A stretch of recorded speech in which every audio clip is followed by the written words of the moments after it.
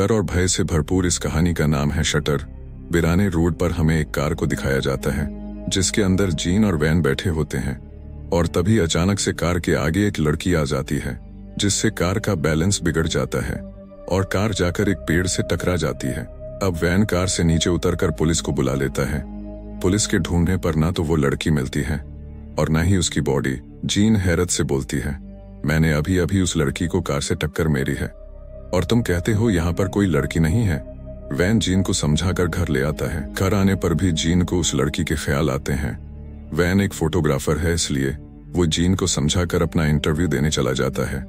अब वैन को फोटोग्राफर की जॉब मिल जाती है और साथ में इसको एक घर भी मिलता है, जिस घर को देखकर इन दोनों को बहुत खुशी होती है। अब दूसरे दिन वैन अपनी जॉब पर निकल जाता है और जीन से बोलना है कि तुम चाहो तो टोक्यो घूम सकती हो। पर जीन घर से बाहर निकलती है तो उसे कुछ अजीब सा महसूस होना शुरू हो जाता है, पर वो इन सबको इग्नोर मार के घर से बाहर निकल जाती है और जगह जगह जाकर फोटो खींचने लगती।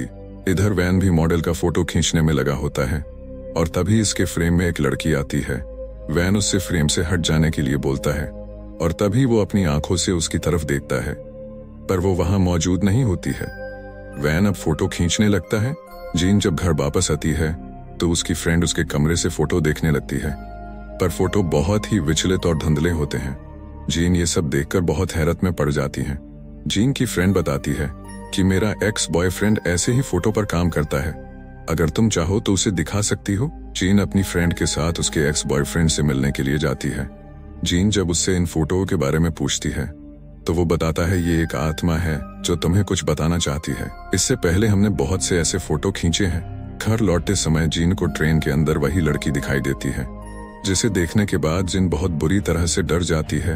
इधर वैन के चेहरे को कोई पीछे से टच करता है, उसे लगता है जीन है, और तभी जीन का फोन आता है। वैन अब डर जाता है और डरता हुआ रूम के अंदर चेक करता है। उसे वही लड़की की आत्मा नजर आती है, जिसे देखने के बाद वैन की चीख निकल जाती है। अब जीन दौड़ती हुई वैन के पास आती है। वैन नामस्तक हालत में बैठा हुआ होता है।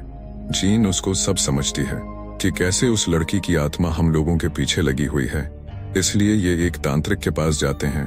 तांत्रिक इन दोनों से बोलता है कि मैं तुम लोगों की मदद नहीं कर सकता, यह आत्मा बड़ी ही भयानक है। वैन गुस्से में वहां से चला आता है। जीन अब इस लड़की के बारे में जानना चाहती है, इसलिए वो उस बिल्डिंग में जाती है जहां पर वैन काम करता है। रूम में पहुंचने के बाद जीन को ये आत्मा अपना फोटो दिखाती है। जीन इसके बारे में वैन से पूछती है। वैन बोलता है 2 साल पहले ये लड़की मेरे साथ काम करती थी, फिर ये मेरे दोस्तों के साथ काम करने लगी, उसके बाद से मैंने इसे नहीं देखा। इसके बाद हमें वैन के दोस्त को दिखाया जाता है जो एक मॉडल का फोटो खींच रहा होता है। फोटो खींचते हुए इसे उसी लड़की की आत्मा दिखाई देती है और तभी इसके कैमरे का शीशा टूट जाता है और इसकी एक आंख फूट जाते हैं।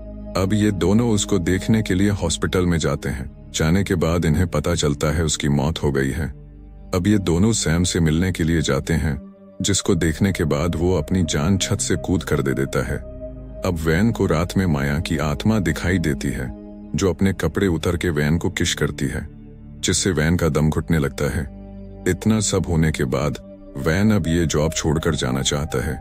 जीन को अब एक कैमरा मिलता है जिसके अंदर आत्मा वाली लड़की को दिखाया जाता है, जिसके साथ में वैन और उसके दोनों दोस्त रैप करते हैं और वो लड़की जहर कहाकर खुद को मार देती है। वैन अपनी सफाई देने की बहुत कोशिश करता है, पर जीन एक भी बात नहीं मानती है और इसे छोड़कर यहाँ से चली जाती है। वैन इस सबसे बहुत तंग आ चुका होता है, इसलिए वो खुद की जान लेना चाहता है। वैन कैमरे का एलिमेंट निकालकर अपने गर्दन पर लगाता है, पर उससे जान नहीं जाती है। उसके बाद बिजली के तार निकलकर अपने सर पर लगाता है और लाइट ऑफ हो जाती है। इसके बाद हमें वैन को हॉस्पिटल में दिखाया जाता है, जिसकी गर्दन पूरी तरह से नीचे झुक गई होती है। नर्स के जाने के बाद हमें दिखाया जाता है उसी लड़की की आत्मा वैन के कंधों पर बैठी होती है। और दोस्तों, इसी सीन को दिखाते हुए इस मूवी का एंड हो जाता है।